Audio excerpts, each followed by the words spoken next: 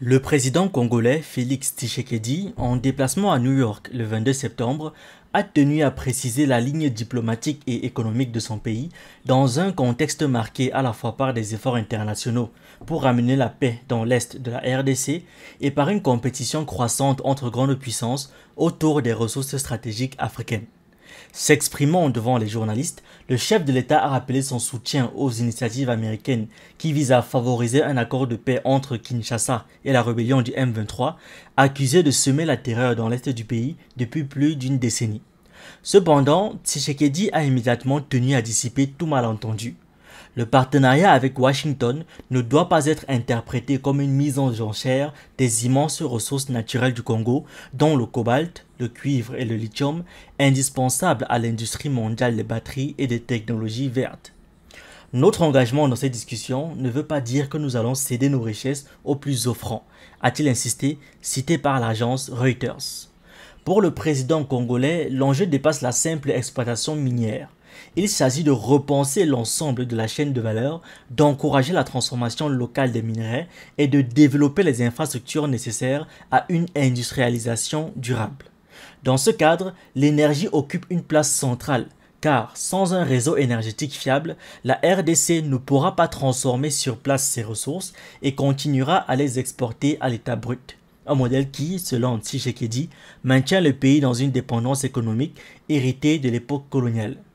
Le président a d'ailleurs rappelé que son gouvernement avait déjà signé un accord stratégique avec la Chine, première puissance mondiale, à s'intéresser massivement aux minerais congolais. Mais loin de vouloir se limiter à un simple partenaire, Tshisekedi mise sur une approche multipolaire. Nous négocions actuellement un accord similaire avec les États-Unis et nous espérons pouvoir le conclure dans un avenir proche, a-t-il affirmé. Une telle stratégie illustre la volonté de Kinshasa de jouer un rôle actif dans la rivalité entre Pékin et Washington en tirant parti de cette concurrence pour obtenir de meilleures conditions de partenariat. Sur le plan sécuritaire, Tshisekedi a reconnu que l'accord signé en juin dernier avec le Rwanda, sous médiation américaine, n'avait pas permis d'atteindre l'objectif principal, mettre fin aux affrontements dans l'est du Congo.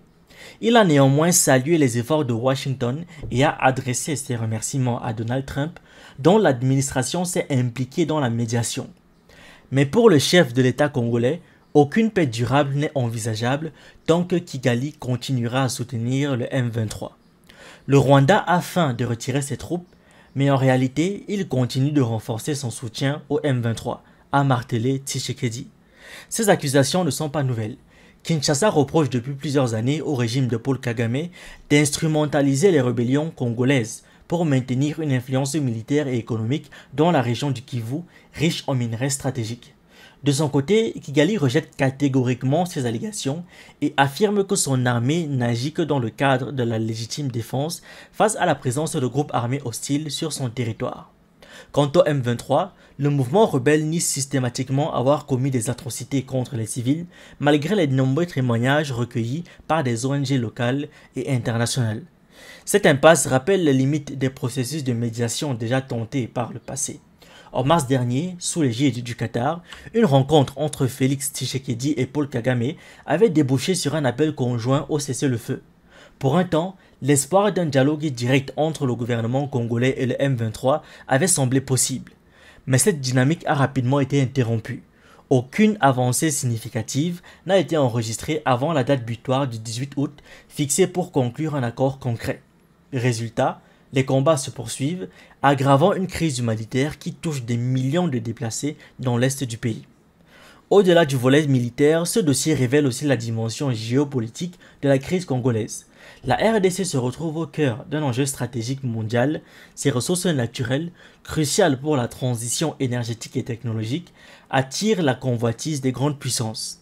En s'ouvrant à la fois à la Chine et aux États-Unis, Tshisekedi cherche à placer son pays dans une position de force, mais cette stratégie d'équilibre reste fragile, surtout dans un contexte où les tensions régionales avec le Rwanda continuent de miner la stabilité.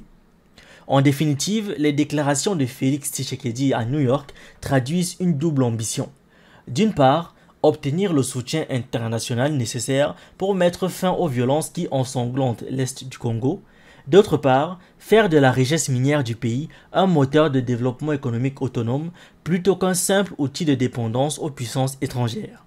Reste à savoir si cette stratégie de diversification des partenaires, associée à une diplomatie de fermeté face au Rwanda, suffira à transformer la RDC en un acteur incontournable et souverain sur la scène internationale, ou si le pays restera prisonnier d'un cycle de violence et de prédation économique qui dure depuis trop longtemps. Merci d'avoir regardé cette vidéo. N'oubliez pas de liker, de partager et de donner votre avis en commentaire. Vous pouvez aussi nous suivre sur nos différentes plateformes Facebook, YouTube, TikTok et surtout sur le réseau social africain Diba World, disponible sur Android et iOS. Pour ceux qui le souhaitent, vous pouvez aussi rejoindre notre communauté WhatsApp.